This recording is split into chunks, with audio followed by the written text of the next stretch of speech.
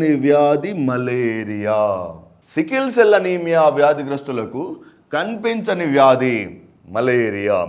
So ఇది ఒక జన్యు సాంక్రమిత అనీమియా, ఇదే జెనెటికల్ అనీమియా. మరి జన్యు సాంక్రమిత అనీమియా కాకుండా పోషకాహార లోపం వల్ల కనిపించే అనీమియాని మీరు గమనించి చూస్తే, పోషకాహార లోపం వల్ల రెండు విటమిన్ల లోపం వలన మనకు సాధారణంగా అనీమియా కనిపిస్తుంది. నెంబర్ 1, పోషకాహార లోపం వలన విటమిన్ B9 అనుకుందాము. ఫర్ ఎగ్జాంపుల్ విటమిన్ B9 మరియు విటమిన్ B12. పోషకాహార లోపం వల్ల కనిపించే అనీమియాలో సాధారణంగా రెండు విటమిన్ల లోపం వలన ఈ అనీమియా సంభవిస్తుంది. మరలా విటమిన్లు వచ్చినప్పుడు మరలా ఇదే టాపిక్ రిపీట్ అవుతుంది, జాగ్రత్తగా వినండి, వెరీ వెరీ ఇంపార్టెంట్. విటమిన్ B9ను ఫోలిక్ ఆమ్లం అని అంటారు. విటమిన్ B9 యొక్క రసాయన నామం ఫోలిక్ ఆమ్లం. గర్భిణీ స్త్రీకి తప్పనిసరిగా గర్భిణీ స్త్రీలో లేకపోతే ఒక స్త్రీ యొక్క ప్రత్యుత్పత్తి వ్యవస్థలో సక్రమంగా పనిచేయడానికి కారణమైనటువంటి విటమిన్ అంటే విటమిన్ B9 లేదా ఫోలిక్ ఆమ్లం. ఇలాగైనా అడగవచ్చు. అంగన్వాడీ విద్యా కేంద్రాల ద్వారా లేకపోతే ఉమెన్ హెల్త్ వాలంటీర్ల ద్వారా ఈ క్రింది వాటిలో గర్భిణీ స్త్రీలకు ఏ విటమిన్ ప్రభుత్వం సరఫరా చేయవలసి ఉంటుంది? Vitamin B. మరి చిన్నపిల్లలకు ఏ విటమిన్ సరఫరా చేయవలసి ఉంటుంది? Vitamin A. చిన్నపిల్లలకు అత్యావశ్యకమైనటువంటి విటమిన్ A.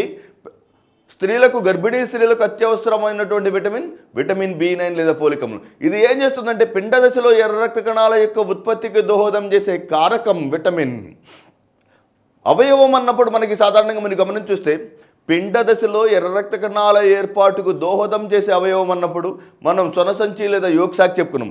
కానీ పిండ దశలో ఎర్ర రక్త కణాల యొక్క ఉత్పత్తికి దోహదం చేసే పిండ దశలో ఎర్ర రక్త కణాల యొక్క ఉత్పత్తికి దోహదం చేసే విటమిన్ ఫోలిక్ ఆమ్లం. పిండ దశలో RBC ఉత్పత్తికి దోహదం చేసే విటమిన్. దీని లోపం వలన మనకి సాధారణంగా మెగాలోబ్లాస్టిక్ అనీమియా సంభవిస్తుంది. మెగాలోబ్లాస్టిక్ అనీమియా సంభవిస్తుంది. Very very important.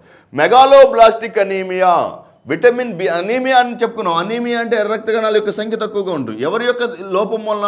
Vitamin B9 లేదా ఫోలిక్ ఆమ్లం లోపం వలన. విటమిన్ B9 లేదా ఫోలిక్ ఆమ్లం లోపం వలన కనిపించే అనీమియాను మెగాలోబ్లాస్టిక్ అనీమియా అంటాం. నెక్స్ట్ విటమిన్ B12 రసాయనిక నామం సయనకోబాలమైన్.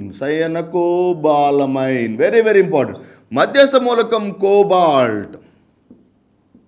విటమిన్ B12 యొక్క మధ్యస్థ మూలకాలు 3 మధ్యస్థ మూలకాలు బయాలజీలో సాధారణంగా మనకు కనిపించేటువంటి మూలకాలు. ఫర్ ఎగ్జాంపుల్ విటమిన్ B12 రసాయన నామం సైనకోబాలమైన్, మధ్యస్థ మూలకం కోబాల్ట్. హీమోగ్లోబిన్ మధ్యస్థ మూలకం ఐరన్ లేదా ఇనుము. హరిత రేణువు లేదా క్లోరోఫిల్ హరిత రేణువు ఒక మధ్యస్థ మూలకం మెగ్నీషియం. హరిత రేణువులోని మధ్యస్థ మూలకం మెగ్నీషియం, హీమోగ్లోబిన్లోని మధ్యస్థ మూలకం ఐరన్, విటమిన్ B12 లేదా సైనకోబాలమైన్లోని మధ్యస్థ మూలకం కోబాల్ట్.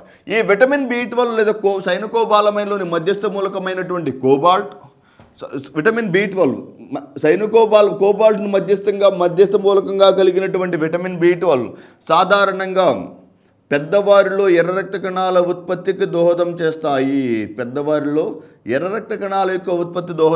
కనుక దీని లోపం వల్ల కనిపించే అనీమియాను తీవ్రమైన అనీమియా లేదా పెర్నీషియస్ అనీమియా అని అంటారు.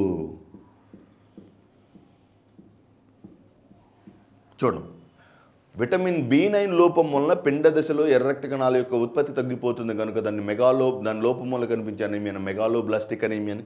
విటమిన్ B12 లేదా సైనకోబాలమైన్ మధ్యస్థ మూలకం కోబాల్ట్గా కలిగినటువంటి విటమిన్, దీని లోపం వలన పెద్దవారిలో ఎర్ర రక్త కణాల యొక్క ఉత్పత్తి తగ్గిపోతుంది కనుక దాన్ని పెర్నీషియస్ అనీమియా అని అంటారు. సో ఈ విటమిన్ ఎర్ర రక్త కణాల యొక్క సంఖ్య ఎక్కువగా ఉంటే దాన్ని పాలీసయాథీమియా అని, ఎర్ర రక్త కణాల యొక్క సంఖ్య అధికంగా ఉంటే పాలీసయాథీమియా అని, ఎర్ర రక్త కణాల యొక్క సంఖ్య తక్కువగా ఉంటే అనీమియా అని, ఎర్ర రక్త కణాల యొక్క సంఖ్య ఉత్పత్తి మరియు విస్తారాన్ని ఎరిథ్రోక్లేషియా అన్నాం.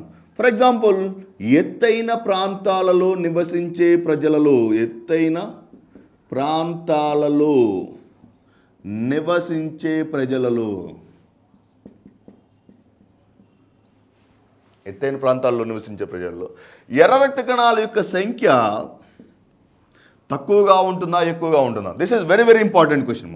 చూడండి, ఫర్ ఎగ్జాంపుల్, భూమి నుండి పైకి వెళ్ళే కొలది, ఇది భూమి అనుకుందాం, భూమి నుండి పైకి వెళ్ళే కొలది ఆక్సిజన్ యొక్క సాంద్రత, భూమి నుంచి పైకి వెళ్ళే కొలది ఆక్సిజన్ యొక్క గాఢత తక్కువగా ఉంటుంది.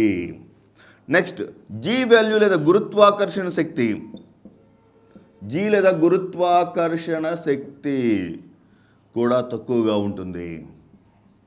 నెక్స్ట్, టెంపరేచర్, ఉష్ణోగ్రత కూడా తక్కువగానే ఉంటుంది. ఎక్సెప్ట్ ప్రెషర్ లేదా పీడనం తప్ప మిగిలిన అన్ని కారకాలు భూమి నుండి పైకి వెళ్ళే కొలది తగ్గుతాయి. పైకి వెళ్ళే కొలది, ఫర్ ఎగ్జాంపుల్, మీరు కొండ ప్రాంతాలకు వెళ్తున్నారు అనుకోండి, మీకు వాతావరణంలోని ఆక్సిజన్ యొక్క లభ్యత తక్కువగా ఉంటుంది. కొండ ప్రాంతాలలో ఉష్ణోగ్రత తక్కువగా ఉంటుంది. కొండ ప్రాంతాలలో గురుత్వాకర్షణ శక్తి తక్కువగా ఉంటుంది. కనుక ఎత్తైన ప్రాంతాలలో నివసించే ప్రజలకు అవసరమైనటువంటి ఆక్సిజన్ లభ్యత తక్కువగా ఉంటుంది. కనుక ఎత్తైన ప్రాంతాలలో నివసించే ప్రజలలోని ఎర్ర రక్త కణాల యొక్క సంఖ్య తక్కువగా ఉంటుందా, ఎక్కువగా ఉంటుందా, మధ్యస్థంగా ఉంటుందా చెప్పలేము. This is very very important question. ఎత్తైన ప్రాంతాలలో నివసించే ప్రజల్లోని ఆర్బీసీ లేదా ఎర్ర రక్త కణాల యొక్క గాఢత, ఎత్తైన ప్రాంతాల్లో నివసించే ప్రజల్లోని ఆర్బీసీ లేదా ఎర్ర రక్త కణాలు ఎక్కువగా ఉంటాయా, తక్కువగా ఉంటాయి? తప్పనిసరిగా ఎక్కువగా ఉంటాయి. Very very important. ఎత్తైన ప్రాంతాల్లో నివసించే ప్రజల్లో ఆర్బీసీ లేదా ఎర్ర రక్త కణాలు ఎక్కువగా ఉంటాయి. ఎందువలన ఎక్కువగా ఉంటాయంటే, ఆక్సిజన్ తక్కువగా ఉంటుంది కనుక తక్కువ ఆక్సిజన్ తీసుకోవడానికి ఆర్బీసీ అధిక మొత్తంలో ఉంటుంది.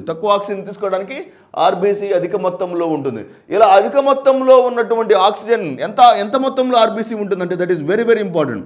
సాధారణంగా 4200 మీటర్ల కన్నా ఎక్కువ ఎత్తులో నివసించే ప్రజలలో ఆర్బీసీ 30% అధికంగా ఉంటుంది. ఫర్ ఎగ్జాంపుల్, హిమాలయాల యొక్క ఎత్తు 8,848 మీటర్లు. దాదాపుగా హిమాలయాల కన్నా సగమైనటువంటి 4,200 మీటర్ల కన్నా ఎత్తైన ప్రాంతంలో నివసించే ప్రజలలో ఆర్బీసీ, అంటే మనం ఆల్రెడీ చెప్పుకున్నాం, పురుషుల్లో 5.5 మిలియన్ల ఆర్బీసీ ఉంటుంది. అంటే 5.5 + 30%, దీనిలోని 30% అధికంగా ఆర్బీసీ. ఎత్తైన ప్రాంతాలలో నివసించే ప్రజల్లో ఆర్బీసీ అధికంగా కనిపిస్తుంది. సో ఎర్ర రక్త కణాల యొక్క జీవిత చరిత్ర, వాటి యొక్క ఆకారం మరియు వాటిలో ఉన్నటువంటి, చూడండి, వెరీ వెరీ ఇంపార్టెంట్. ఆర్బీసీ ఏ రంగులో ఉంటుంది? ఆర్బీసీ ఎర్రగా ఉంటుంది. ఎందువల్ల ఆర్బీసీ ఎర్రగా ఉంటుంది? దానిలో హీమోగ్లోబిన్ ఉండటం వలన. దీనిలో హీమోగ్లోబిన్లో ఎవరున్నారు? Fe2+ లేదా ఐరన్ ఉండటం వలన. ఎర్ర రక్త కణాలు ఎర్రగా ఉండటానికి కారణమైనటువంటి హీమోగ్లోబిన్ సాధారణంగా ఒక పార్ఫైరిన్ రింగ్ వలయాన్ని కలిగి, మధ్యలో Fe2+ అనే మూలకాన్ని కలిగి, ఒక హైడ్రోకార్బన్ చైన్ లేదా హైడ్రోకార్బన్ గొలుసు వంటి నిర్మాణాన్ని కలిగినటువంటి నిర్మాణమే హీమోగ్లోబిన్. ఈ హీమోగ్లోబిన్ ఆర్బీసీలో నిక్షిప్తం చేయబడుతుంది.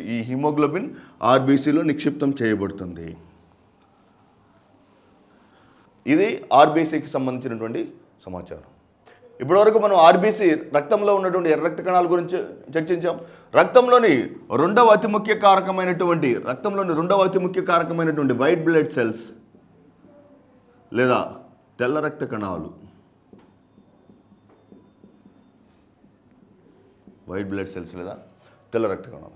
సాధారణంగా తెల్ల రక్త కణాలు మానవ శరీరం యొక్క రోగ నిరోధక శక్తిని లేదా మానవ శరీరానికి అవసరమైనటువంటి రక్షణ వ్యవస్థను అభివృద్ధి చేసేటువంటి అతి ముఖ్యమైన కారకాలు తెల్ల రక్త కణాలు.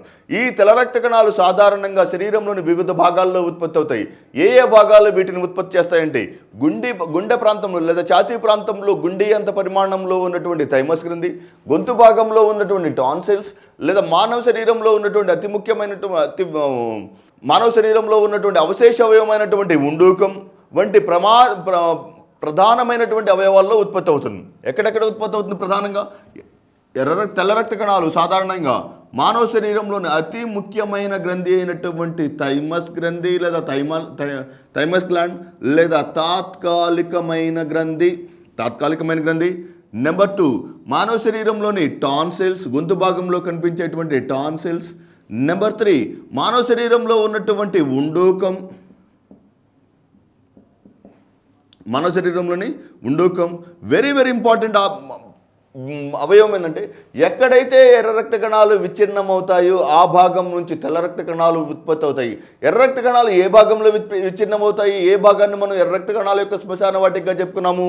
ప్లీహం లేదా స్ప్లీన్. ప్లీహం లేదా స్ప్లీన్ అంటే థైమస్ గ్రంథిలో టాన్సిల్స్ లేదా ఉండూకం లేదా ప్లీహం అనే భాగాల్లో ఉత్పత్తి అయినటువంటి ఎర్ర రక్త కణాలు, అనే భాగాల్లో ఉత్పత్తి అయినటువంటి ఎర్ర రక్త కణాలు ఎక్కడైనా సరే ఈ 4 భాగాల్లో ఉత్పత్తి అయినటువంటి ఈ ఎర్ర రక్త కణాలు శరీరంలో ఎక్కడైనా విచ్ఛిన్నం చెందవచ్చు. శరీరంలో ఎక్కడైనా విచ్ఛిన్నం చెందవచ్చు. Very very important. 120 రోజుల తర్వాత ఎర్ర రక్త కణాలేమో మానవ శరీరంలోని ప్లీహంలో విచ్ఛిన్నం చెందితే 13 నుంచి 14 రోజుల మధ్య కాలంలో ఎర్ర రక్త కణాలు ఎక్కడైనా విచ్ఛిన్నం. దానికి కారణం ఏంటంటే ఈ తెల్ల రక్త కణాలు సాధారణంగా శరీరం యొక్క రక్షణ వ్యవస్థకు దోహదం చేసే కారకాలు కనుక ఎక్కడ వ్యాధి కారకం వస్తే అక్కడ అవి ఆ వ్యాధి కారకాన్ని సంహరించడానికి దోహదం చేస్తాయి కనుక శరీరంలో ఎక్కడైనా మరణిస్తాయి. పాయింట్ అర్థమవుతుందమ్మా? తెల్ల రక్త కణాలు శరీరంలో ఈ ప్రధానమైన అవయవాల్లో ఉత్పత్తి అయ్యి కానీ ఈ శరీరంలో ఎక్కడైనా విచ్ఛిన్నం చెందేటువంటి అతి ముఖ్యమైనటువంటి శరీర రక్షణ వ్యవస్థను లేదా శరీరంలోని రోగనిరోధక శక్తిని ప్రేరేపించే అతి ముఖ్యమైన కారకాలు, శరీరంలోని రోగనిరోధక శక్తిని ప్రేరేపించే అతి ముఖ్యమైన కారకాలు ఈ తెల్ల రక్త కణాలు. వీటి యొక్క జీవితకాలం సాధారణంగా 13 నుంచి 15 రోజుల మధ్య కాలంలో ఉంటుంది. 13 నుంచి 15 రోజుల మధ్య కాలంలో ఉంటుంది. ఈ 13 నుంచి 15 రోజుల మధ్య కాలంలో ఉన్నటువంటి తెల్ల రక్త కణాలు, 13 నుంచి 15 రోజుల మధ్య కాలంలో ఉన్నటువంటి తెల్ల రక్త కణాలు వీటిలో సాధారణంగా వాటిలో ఉన్నటువంటి ఫలికల ఆధారంగా, వాటిలో గల ఫలికల యొక్క ఆధారంగా తెల్ల రక్త కణాలలో ఫలికలు ఉంటే, తెల్ల రక్త కణాల్లో ఫలికలు ఉంటే వాటిని గ్రాన్యులోసైట్లని, ఫలికలు ఉంటే, ఫలికలు లేకుంటే, ఫలికలు ఉంటే వాటిని గ్రాన్యులోసైట్లు అని, ఫలికలు లేకుంటే ఏ గ్రాన్యులోసైట్లు అని. ఫలికలు ఉన్నందువలన ఫలికలు కలిగినటువంటి ఈ గ్రాన్యులోసైట్లు తిరిగి వీటిని 3 రకాలుగా వర్గీకరించవచ్చు. ఒకటి acidophils, number 2 basophils, number 3 neutrophils. Next ఏ గ్రాన్యులోసైట్లను వాటిలో ఉన్నటువంటి కేంద్రకం యొక్క ఆకారం ఆధారంగా, వాటిలోని కేంద్రకం యొక్క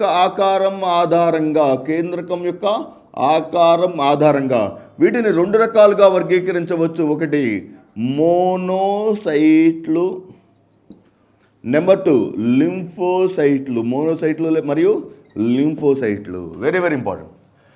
గ్రాన్యులోసైట్లు ఫలికలు, తెల్ల రక్త కణాలలో ఫలికలు లేదా గ్రాన్యుల్స్ కలిగిన వాటిని గ్రాన్యులోసైట్లని, గ్రాన్యుల్స్ కలిగిన వాటి దేని ఆధారంగా వర్గీకరించారనేది వెరీ వెరీ ఇంపార్టెంట్. అవి వర్ణకం చూపే రంజకం యొక్క ఆధారంగా, వర్ణకం ఆధారంగా వాటిని 3 రకాలుగా వర్గీకరించారు. Number 1 acidophils, number 2 basophils, number 3 neutrophils. సాధారణంగా ఏమనుకుంటారంటే ఎసిడోఫిల్స్ కాబట్టి ఇవి ఆమ్ల స్వభావాన్ని, బేసోఫిల్స్ కాబట్టి క్షార స్వభావాన్ని, న్యూట్రోఫిల్స్ కాబట్టి తటస్థ స్వభావాన్ని. కానీ వీటికి పేరు పెట్టేటప్పుడు వాటి యొక్క లక్షణం ఆధారంగా చెప్పలేదు.